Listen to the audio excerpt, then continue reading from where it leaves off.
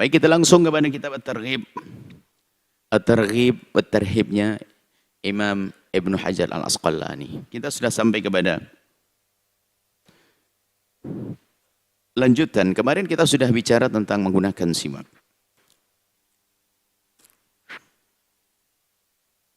Bismillah. Menggunakan siwak kalau kita lupa di awal, boleh kita lakukan di tengah.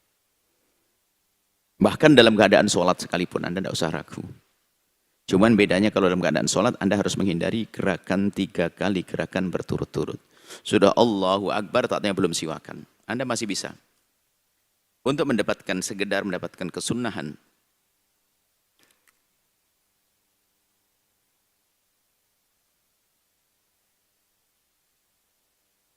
Begitu pentingnya siwak. Tidak harus dengan kayu arok, sesuatu yang kasar sekalipun.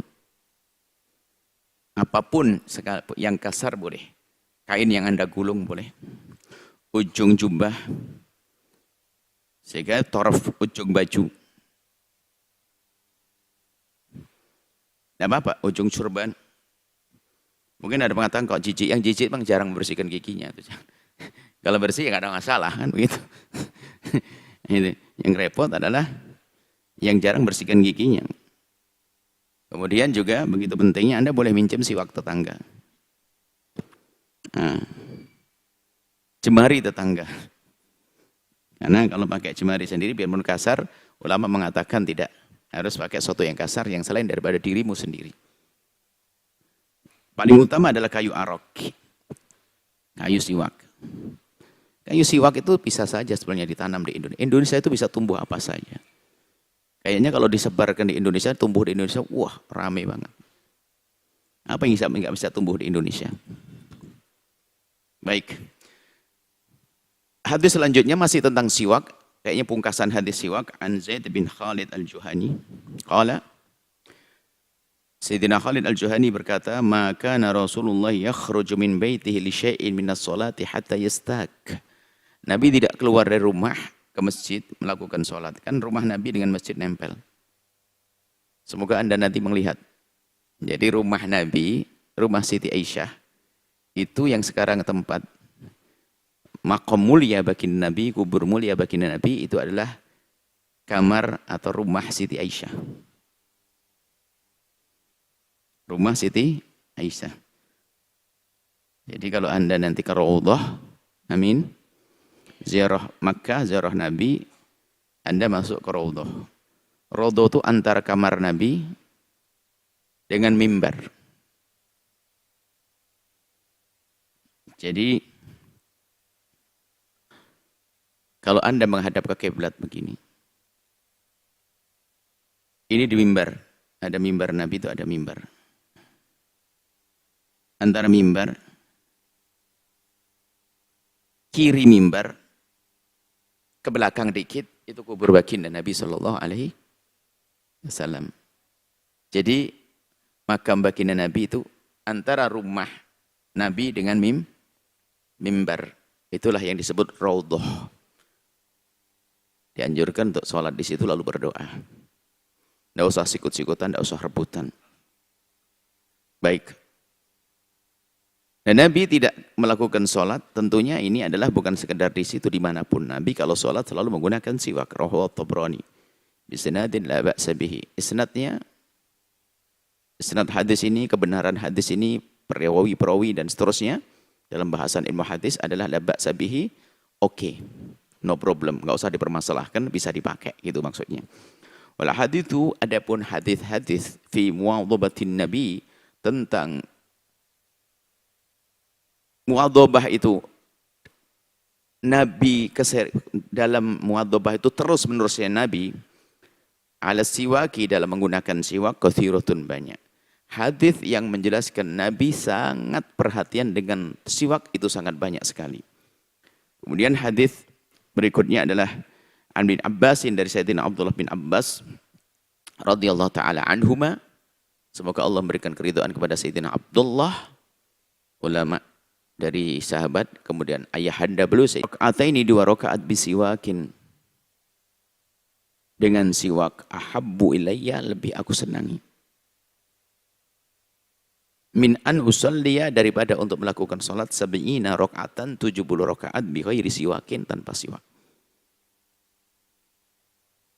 Artinya kalau seandainya ini gambarannya di hadapannya, salat 70 kali siwak tanpa siwak dengan sekali salat dengan siwak, Nabi lebih senang sekali dengan siwak. Artinya menunjukkan begitu pentingnya siwak. Begitu pentingnya siwak. Dan ini bukan berlebihan makna ini. Karena apa? Siwak itu kan sudah mendekati sesuatu yang fardu. Dalam hadis Nabi, laula an asyukku ala ummati la amartuhum bisiwaki inda kulli wudu'in wa inda kulli sholatin. Kalau bukan karena takut memberatkan, la amartuhum, akan aku perintahkan perintah wajib. Kalau bukan karena takut memberatkan, saya akan aku perintahkan. Begitu pentingnya siwakan. Di dalam wudu, di dalam sholat, di dalam belajar baca hadis Nabi atau Rawah Abu Nuaim isnadin jaidin wa akhraja min hadis Jabir nahwahu, dari Abu Nuaim yang meriwayatkan bi isnadin hasan, dengan isnad yang oke, bisa dipakai. Artinya memang ada bermasalahkan hadis ini. Akan tapi kalau kita cermati maknanya masuk. Karena apa? Karena Nabi sudah menganggap ini sebagai sesuatu amalan yang mendekati sesuatu yang fardu. Sebab namanya kesunahan itu ada beberapa martabat. Yang paling tinggi ibadah wajib. Kemudian tingkat kedua yang mendekati wajib. Mendekati wajib. Selesai masalah siwak. Ada lagi ini terakhir, wa an bin Abbasin, dari Sayyidina Abdullah bin Abbas juga radhiyallahu taala anhuma, anin Nabi, dari baginda Nabi sallallahu alaihi wasallam, qala, baginda Nabi bersabda, laqad umirtu bisiwaki, aku selalu diperintahkan siwak. Jadi Nabi diperintahkan siwak. Bahkan sebagian mengatakan bagi Nabi siwakan wajib. Jadi ada nanti amalan-amalan yang wajib bagi Nabi tapi tidak wajib bagi umatnya. Qiyamul lail wajib bagi Nabi, tidak wajib bagi umat. Witir wajib bagi Nabi, tidak wajib bagi umat. Termasuk diantaranya sebagian menyebut siwak wajib bagi Nabi, tidak wajib bagi umat. Tapi disimpulkan karena diwajibkan oleh Allah untuk Nabi, berarti ini sesuatu yang sangat penting. Biarpun tidak wajib bagi umat, hendaknya umat peduli dengan hal-hal tersebut. Sehingga amalan seperti sunat, solat seperti solat tahajud adalah solat witir, menjadi solat yang tingkat tinggi keutamaannya. Termasuk siwak di sini. Umirtu bisiwaki, aku diperintahkan untuk menggunakan siwak. Atau dhanantu annahu yunzal alayya fihi Qur'anun. Sampai aku menduga atau ada wahyu nanti yang turun yang mewajibkannya. Mewajibkan untuk umat. Tapi ternyata tidak. Itu hanya untuk Nabi saja. Wahyu. Wahyu itu kan tidak harus Al-Quran. Ucapan Nabi semuanya wahyu. Maksudnya, Nabi itu diperintah untuk bersiwak. Sampai Nabi menduga, wah ini paling nanti akan diwajibkan juga untuk umatku. Dan Nabi penuh kasih. Tidak ingin membebani umat. Laula an asyukka ala ummati. La amartuhum bisiwaki inda kulli wudu'. Kalau bukan karena aku takut memberatkan umatku, niscaya aku juga perintahkan. Kenapa? Karena begitu pentingnya siwak. Karena aku sendiri perintahkan. Seperti itu. Baik urusan siwak, hendaknya Anda peduli dengan urusan siwak di kocek Anda. Kalaupun tidak bisa menggunakan siwak karena ketinggalan dan sebagainya, maka dengan ujung baju Anda, ujung mukena Anda, ya, seperti itu. Tentunya harus ada jaminan bahwasanya mulut Anda bersih nanti. Jangan sampai kerudungnya putih nanti terus berubah jadi kuning. Ya, baik. At-targhibu fil wudu'i wa isbaghih. Isbaghul wudu'. Ini himbauan untuk berwudu, himbauan berwudu dan himbauan untuk isbagh, itu menyempurnakan wudu. Isbagh wudu, menyempurnakan wudu dengan sempurna. Jadi wudunya sempurna, bahkan lebih. Maksudnya betul-betul sempurna. Nanti bukan setengah takut, sempurna. Sempurna betul disempurnakan dengan kesunahan-kesunahan dalam menyiramnya nanti. Nabi Hurairah, atau dari Abi Hurairah radhiyallahu ta'ala anhu, qala, Sayyidina Abu Hurairah berkata, sami'tu Rasulullah, aku mendengar baginda Nabi Muhammad sallallahu alaihi wasallam yaqulu, bersabda, inna ummati yud'auna yawmal qiyamati ghurran muhajjalina min atharil wudu. Umatku nanti yud'awana dipanggil. Yaumal qiyamati di hari kiamat itu. Ghurran muhajjalina dalam keadaan cemerlang wajah. Ghurran cemerlang wajahnya. Muhajjalina dan juga cemerlang anggota wudhu kaki dan tangannya. Muhajjalin kaki dan tangannya. At-tahjil. Ada yang bertanya waktu itu, Nabi ya Rasulullah bagaimana engkau mengenali umatmu yang banyak? Kan nanti bergabung antara umat Nabi Muhammad, umat Nabi Musa, umat Nabi Ibrahim semuanya. Gimana engkau mengenali umatku? Nabi menjawab, aku bisa mengenali umatku dengan umatku akan dibangkitkan nanti dalam keadaan berbeda. Sampai Nabi menggambarkan, coba jika ada kuda warnanya hitam, coklat, hitam, ternyata kemudian ada kuda yang kepalanya ada putihnya. Kira-kira mudah tidak mengenali kepala kuda yang kepala putih kalau itu milikku misalnya. Oh iya, coba saja ada kuda warnanya hitam semuanya. Atau warna kuda berwarna coklat, warna itu. Tiba-tiba ada di antara mereka yang kepalanya putih. Oh iya, sangat mudah mengenali. Begitulah Nabi menceritakan bahwasanya inna ummati yud'auna, umatku nanti dibangkitkan yaumal qiyamati hari kiamat ghurran, cemerlang wajahnya. Nanti kalau Anda membaca kalimat cemerlang itu putih itu jangan digambarkan, wah putih seperti orang pakai badut begitu, ini salah. Bukan begitu, artinya cemerlang yang tidak jelek, indah, pokoknya berbeda deh. Dan juga jangan sampai ditangkap, mohon maaf ada sebagian guyonan, wah ini belang dong. Belang mukaku, belang tanganku. Kan putih kan belang. Oh bukan begitu. Jadi sangat beda dengan kecemerlangan. Cemerlang. Mungkin coba Anda bisa melihat wajah orang dengan orang. Sama wajahnya putih dengan putih, tapi ada yang cemerlang. Nah, begitu. Jadi akan dilihat seperti itu. Jadi Nabi mengenali itulah umatku. Itulah umat baginda Nabi SAW. Ghurran, cemerlang wajahnya. Muhajjalina, cemerlang nih untuk bekas wudhunya. Min atharil wudhu. Min atharil wudhu karena wudhunya dulu. Bekas wudhu. Wa man istata'a minkum ayyutila ghurratahu falyaf'al. Dalam riwayat tahjilahu juga. Kalau ada orang yang ingin memperlebar wajah, cemerlang wajahnya, ya hendaknya kalau wudhu jangan ngepres amat. Masa wudhu pres, batasnya kan mana biti sya'ar tempat tumbuhnya rambut sampai dagu. Batasnya sampai watat, ini telinga pelit banget.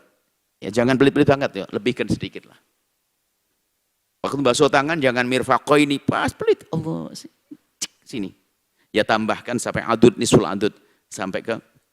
Yang penting jangan sampai salah faham bahwasanya ke sini tidak wajib. Kaki pun yang wajib hanya sampai mata kaki. Jangan sampai memahami di atas mata kaki menjadi wajib, tidak, itu sunnah.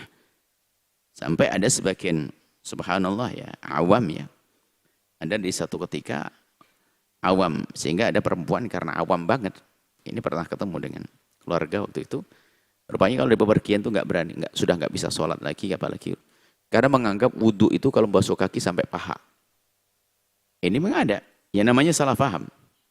Jadi kalau mengebasuh kakinya sampai paha, ini kan salah berguru ini. Bukan salah berguru, dia ngejar ngaji. Padahal mata kaki yang hendaknya dibasuh itu sampai mata kaki saja. Nah maksudnya tahjil sini untuk memperlebar ya jangan batasnya mata kaki saja dong. Tambahkan sedikit sampai ke separuh betis. Tentunya dalam keadaan normal para wanita bukan di depan kaum laki-laki. Di saat dewan kaum laki-laki batasi dong dengan mata kaki saja. Sebab membuka aurat, betis adalah aurat dilihat kaum laki-laki, dosa dong. Pengen dapat pahala aja, tambah dosa nanti. Dosanya pun tidak bisa dibayar dengan pahalanya, kan rugi nanti, bangkrut. Baik, ini adalah masalah urran, masalah urrah tahjil. Wali muslimin, dan riwayat Muslim bunyinya begini. Tabluhul hilyatu minal mu'mini haitsu yabluhul wudu'u. Jadi seorang mukmin nanti akan dihiasi oleh Allah. Di anggota tubuhnya menjadi indah. Jangan kebayang juga tentang perhiasan di dunia lalu laki-laki jadi kayak perempuan begitu, oh tidak. Undang-undangnya berbeda di surga nanti. Tidak tahu kaum laki-laki dihiasi oleh Allah. Tentunya dengan perhiasan kegagahan. Kalau kita pakai jam begini kan bukan berarti, oh kalau pakai gelang langsung perempuan, kan enggak ya. Kan ada sekarang. Kalau pakai cincin begini kan tidak perempuan juga. Ya tentunya nanti ada ciri khas wallah alam. Nanti kalau di surga baru cerita kita yang lihat. Jadi gimana sih Allah menjadikan orang-orang yang berwudu itu akan bekas wudunya akan menjadi perhiasan. Jadi al-hilyatu tablughul hilyatu, perhiasannya dalam diri orang mukmin itu nanti akan mencapai kepada batas wudunya. Di mana dia membasuhnya, disitulah perhiasan. Jadi kalau kita menggambarkan di dunia, kalau seandainya seorang perempuan itu senang pakai emas banyak, ya kalau emasnya sampai lengan begini ya, berarti kan banyak duitnya. Kalau di surga nanti berarti kalau wah ini berarti banyak amalnya, banyak wudunya. Gitu. Jadi kalau gambarin di dunia ya nggak indah. Masa ibu pakai kelang sampai lengan begitu ya, lucu lah ya. Ya, ya. Cuman ini adalah rumus kamus undang-undang akhirat, undang-undang surga itu beda. Menggambarkan bahasanya itulah kemuliaan daripada orang berwudu. Oleh Ibnu Huzaimah meriwayatkan haitsu tablughu mawadi'ut tuhur. Jadi kapan sampai di mana batas bersucinya, disitulah akan menjadi perhiasan yang terlihat indah nanti di surga. Qalu al-hilyah yakni ma yuhalla bihi ahlul jannati minal asawir wa nahwiha.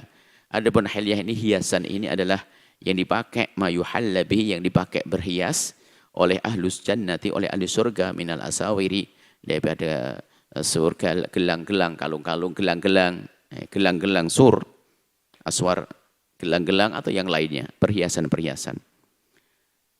Wa an Amrin ibn Absata an Nabi, dari Sayyidina Amr bin Absata dari Nabi sallallahu alaihi wasallam, qala, beliau berkata, ma minkum, dengar, ma minkum, tidaklah ada salah satu dari kalian yang dia adalah rajulun, seorang laki-laki, yuqarribu wudu'ah, yuqarribu wadu'ah. Wudu bukan wadu. Kalau wadu itu adalah alat. Kalau wudu adalah kerjanya. Jadi tidak ada seorang mukmin mendekatkan tempat wudunya. Jadi gambaran zaman dulu. Kalau zaman sekarang kita yang mendekat. Kalau zaman dulu orang membawa alat air didekatkan ke kita untuk berwudu. Sekarang kan canggih, keran kan begitu ya. Bukan kita mendekatkan alat wudu sekarang, kita yang mendekati. Zaman sekarang kita mendekat keran. Jadi maknanya pun ya kita rubah. Kalau ada orang mendekati tempat wudu, artinya usaha untuk bersuci. Dari sini sudah dihitung pahalanya. Dari Anda berusaha, mungkin waktu Anda nyalakan keran atau Anda nyalakan listrik untuk ngisi torennya, dari situ. Jadi kalau dulu gambarannya, kalau ada seorang mendekatkan alat wudunya ke dirinya, ngambil alat wudu kemudian dibawa ke sebuah tempat untuk berwudu. Waktu mendekatkan air wudu itu, kemudian tamadmad, berkumur dulu. Wastansik, istinsak, masukkan air ke hidung. Fayantathir, kemudian fayantathir, nath itu mengeluarkan. Jadi ada, kalau istinsyak itu menariknya. Nah, kebalikannya itu. Jadi tidak ada orang memasukkan air ke mulutnya, mendekatkan air dulu, mendekatkan air wudu, kemudian berkumur, tentunya dibuang ya, masa ditelan enggak, berkumur, dibuang, istinsak, dikeluarkan lagi, illa kharrat khataya wajhi wa fihi wa khayashimihi, kecuali akan runtuh, rontok dosa wajahnya, dosa hidungnya, dosa mulutnya. Allah. Tsumma idza ghasala wajhahu, kemudian kalau dia membasuh wajahnya, kama amarallahu, seperti yang Allah ajarkan, fahsilu wujuhakum. Allah merintahkan basuh wajah, bagian wajah semuanya. Kemudian para ulama menjelaskan batasan-batasannya. Ila kharrat khataya wajhi, kecuali akan runtuh, rontok, hilang dosa-dosa wajahnya, min atrafi lihyatihi, dari ujung sampai ujung jenggotnya. Kalau perempuan dia dagunya selesai. Ma'al ma', bersama air, rontok bersama air. Tsumma yaghsilu wajhahu yusiru yadayhi, kemudian membasuh tangannya. Ilal mirfaqani, sampai siku. Illa kharrat khataya yadayhi min anamilihi ma'al ma', kecuali akan rontok dosa-dosanya bersama air yang menetes dari jemari-jemarinya. Tsumma yamsah ra'sah, kemudian mengusap kepalanya. illa kharrat khataya ra'sihi min atrafi sya'rihi ma'al ma'. Di saat dia mengusap, kecuali akan rontok dosa-dosanya bersama menetesnya air dari ujung rambutnya. Tumiyaksilu qadamaihi, kemudian dia membasuh kakinya. Ilal ka'baini, sampai mata kaki. Illa kharrat khataya rijlaihi, tidak membasuh mata kaki sampai mata kaki kecuali rontok dosa-dosa kakinya. Min anamilihi ma'al ma'i, dari dosa-dosanya bersama air yang menetes keluar dari jemari-jemarinya. Maksudnya bersama tetesan air akan hilang dosa-dosanya. Fa in huwa qam, kemudian dia qam, bangkit, berdiri, melakukan salat. Fa shalla, melakukan salat. Ini salat sunnah wudu, kerjaannya Sayyidina Bilal. Fa hamidallahu wa athna alaihi, memuji Allah, memajjadahu, mengakukan Allah, billadzi huwa lahu ahlun. Setelah itu, ini penafsirannya adalah setelah melakukan sholat, kemudian juga mengagungkan Allah dalam doa-doa, berzikir dan seterusnya. Ini disimpulkan di sini adalah sholat, didahului oleh kesunahan sholat, ya, wudunya, syarat sholat, wudunya disempurnakan. Setelah sholat pun ada bacaan-bacaan zikir yang dibaca. Farraha qalbuhu lillahi wa farraha qalbahu lillah, dan dia berusaha untuk khusyuk di saat melakukan itu semuanya karena Allah. Illa insarafa min khati'atihi, kecuali dia keluar dari kerjaan tadi, keluar min khati'atihi, dari dosa-dosanya, terbebas dari dosa-dosanya, kahayatihi, seperti keadaannya dia yauma waladathu ummuhu, seperti waktu dilahirkan ibundanya. Akhirnya dosanya rontok habis. Al-hadits akhrajahu Muslim mutawwalan. Hadis keluarkan Imam Muslim dan aslinya panjang hadis ini. Kemudian ada an Abi Umamah, dari Abi Umamah qala sami'tu Rasulullah, aku mendengar bagi Nabi sallallahu alaihi wasallam bersabda, yaqulu man tawaddaa fa asbaghal wudu'a, barang siapa wudu menyempurnakan wudunya, ghasala yadayhi wa wajhah, kemudian dia membasuh tangannya dan wajahnya, wa masaha ala ra'si, mengusap kepalanya, wa udhunaihi, dan kedua telinganya, wa ghasala rijlaihi, membasuh kakinya, tsumma qama ila sholati, kemudian berdiri bangkit melakukan salat mafrudatin, salat fardu, ghufira lahu akan diampuni fi dzalikal yaum, di hari itu. Mamasyat ilaihi rijluhu, kemana dia melangkahkan kaki. Wa qabadat alaihi yadahu, apa yang ia lakukan dari tangannya yang pegang. Wa sami'at ilaihi udhunahu, yang didengar oleh telinganya. Wa nadharat ilaihi ainahu, dan yang dilihat matanya. Muhaddatha bihi nafsahu, dan apa yang ia lintasan-lintasan dalam dirinya, min su'in, dari kejelekan. Maksudnya apa? Akan diampuni dosanya dari perjalanannya yang menuju tempat yang salah, lesannya yang kurang baik, matanya yang melihat yang enggak baik, maka ada diampuni dengan berwudu. Nah, tapi ini harus dijelaskan, bahwasanya ini merontokkan dosa-dosa, tapi ulama menjelaskan dosa-dosa kecil. Kalau dosa gede memang harus ada pertobatan khusus. Dalam riwayat disebut idza ijtanabal kaba'ira, maka orang seperti itu akan diampuni dosanya asalkan dia meninggalkan dosa-dosa gede. Dosa kecil banyak yang kita lakukan. Sepintas-sepintas. Tiba lihat lap-lap begitu. Lihat yang haram, melihat yang ini. Kalau sudah manteng mencari-cari, ya jadi dosa gede itu karena kecil berterus-terusan. Tapi astagfirullah, dosa-dosa kecil-kecil begitu akan rontok dengan wudu. Rontok dengan wudu. Dalam Al-Quran, in tajtanibu kaba'ira ma tunhauna anhu nukaffir ankum sayyi'atikum. Kalau engkau menjauhi dosa-dosa gede, maka dengan ibadah-ibadah itu akan dihapus dosanya oleh Allah Subhanahu wa taala, dengan puasa, dengan Jumat ilal Jumat, Ramadan kepada Ramadan, termasuk wudu merontokkan dosa. Nah, ini bicara tentang wudu. Maka jangan ragu untuk melakukan wudu. Bahkan kemarin kita belajar dari Sayyidina Bilal bin Rabah untuk senantiasa kita istiqomah dalam menjaga wudu. Adapun dosa gede harus tobat khusus. Dosa zina, dosa makan riba, dosa ini. Enggak bisa dihapus dengan ini. Jangan sampai aku mau zina besok wudu selesai. Oh enggak. Harus ada tobat khusus, menyesal. Dan tidak mengulangi lagi. Dari riba pun juga demikian, jangan salah paham. Wah, aku tetap riba saja. Riba, kemudian dia wudu aja loh. Enggak itu. Enggak seperti itu. Bahkan dosa kecil pun enggak begitu rumusnya. Tidak mengentengin dosa saya, enggak apa-apa, dia dosa kecil, nanti kan wudu beres. Dan itu kurang ajar namanya. Akan tapi yang dimaksud di sini adalah dengan berwudu maka akan menjadi sebab dosa-dosa yang sudah kita lakukan dari dosa kecil akan rontok. Bukan mengentengkan dosa kecil, bukan rencanakan. Kan ada ini salah paham, kan dosa kecil. Coba kita cari ini dosa gede, kecil kan? Kecil. Kemudian nanti kan wudu rontok, sholat rontok. Itu enggak begitu. Itu menjadi gede, karena apa? Dosa kecil kalau kita remehkan jadi gede. Yang dimaksud di sini adalah kehidupan kita ini. Tanpa kita merencanakan tiba-tiba terjadi dosa-dosa kecil. Itulah. Bukan kita mengentengin. Nah, ini bisa salah paham santri ngantuk itu. Dosa kecil. Sudahlah, kan dosa kecil. Dosa kecil, nanti wudu rontok. Iya kan? Iya, sudah nggak apa-apa, dosa kecil. Wudu rontok. Wah, ini kurang ajar kepada Allah. Kurang ajar, sekecil apapun dosa di hadapan Allah. Ya.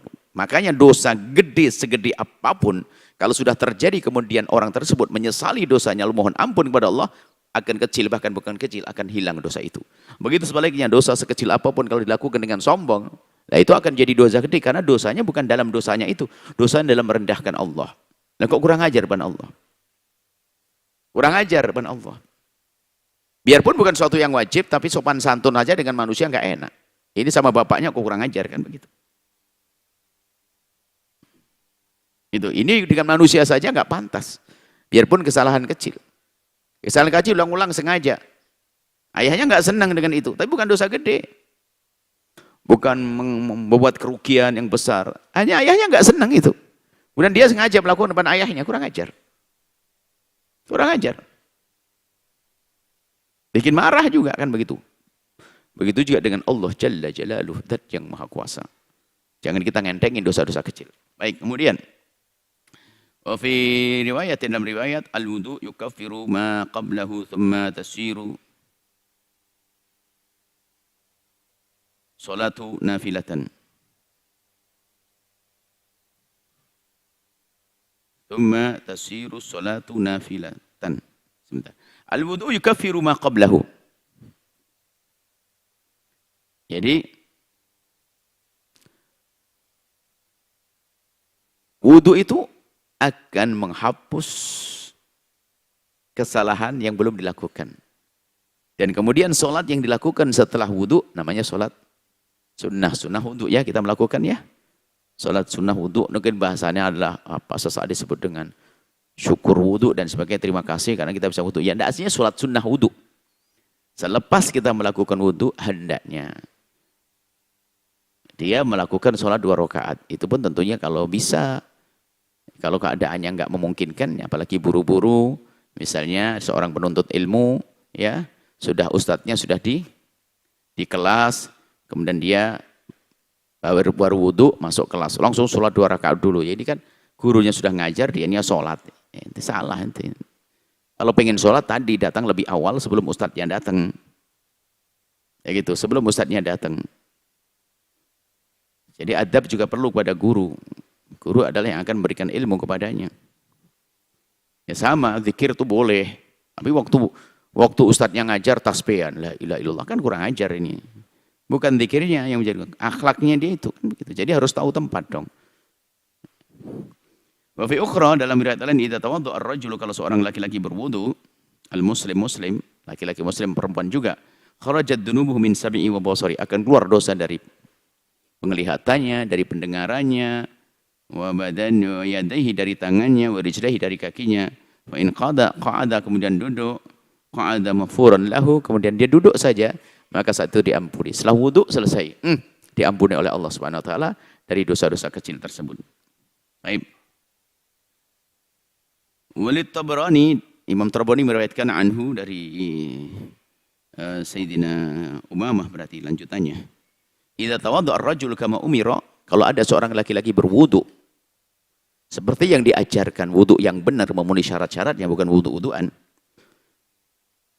Dzabal itsmu min sam'ihi, akan hilang dosa dari pendengarannya, wa basarihi, penglihatannya, wa yadayhi, dari tangannya, wa rijlaihi, dari kakinya. Sanaduha hasan, sanadnya adalah benar, bisa dipakai. Nah, ini banyaknya riwayat menunjukkan pentingnya wudu. Sehingga para ulama menghimbau agar kita senantiasa dalam keadaan punya wudu. Wa Uthman ibn Affan, dari Sayyidina Uthman bin Affan radhiyallahu ta'ala anhu, anin Nabi, dari baginda Nabi Muhammad sallallahu alaihi wasallam, qala, ada yang ketinggal satu hadis. Hadis bismillah, sudah ada ya. Man atammal wudu'a, kata Nabi, barang siapa menyempurnakan wudunya kama amarallahu, seperti yang Allah ajarkan. Barang siapa wudu dengan benar, bayangkan Anda berwudu. Fasolawatul maktudatu, fasolawatu al-maktubatu, solat wajibnya. Kafaratun lima bainahunna, akan menjadi penghapus dosa di antara solat 5 waktu. Jadi wudu sendiri penghapus dosa. Kemudian antara solat dengan solat penghapus dosa. Umrah ilal umrah sama juga. Jadi begitu mudahnya dengan Allah Subhanahu wa taala. Ternyata betul al-hasanat itu yudhibna sayyi'at. Kebaikan yang kita lakukan bisa menghapus kesalahan-kesalahan. Tapi ingat dengan catatan, itu adalah kesalahan-kesalahan dosa kecil. Kalau dosa gede kita harus punya tobat khusus. Baik, makanya kalau mendengar berita semacam ini gembira satu sisi, tapi harus dengan pemahaman yang benar. Bukan menjadi kita meremehkan dosa. Oh, banyak pengampunan dosa. Wah, puasa Arafah, puasa habis, ini habis. Wah, tenang aja, kita dosa setahun nanti dihapus. Nggak begitu. Meremehkan Allah tidak boleh. Menjadikan dosa tidak diampuni adalah kalau kita meremehkan dosa-dosa. Jadi kita melakukan wudu lalu kita menyadari bahwa kita banyak dosa-dosa kecil, ya Allah dengan wudu ku ampuni. Menyadari dosanya, bahasanya dosa itu menjadikan Allah murka, maka itu yang akan diampuni oleh Allah Subhanahu wa taala, bukan yang meremehkannya. Baik, semoga Allah mengampuni dosa-dosa kita. Allah mudahkan kita untuk beribadah, melakukan kebaikan-kebaikan seperti wudu, salat, siwakan dan yang lain sebagainya. Wallahu a'lam bissawab.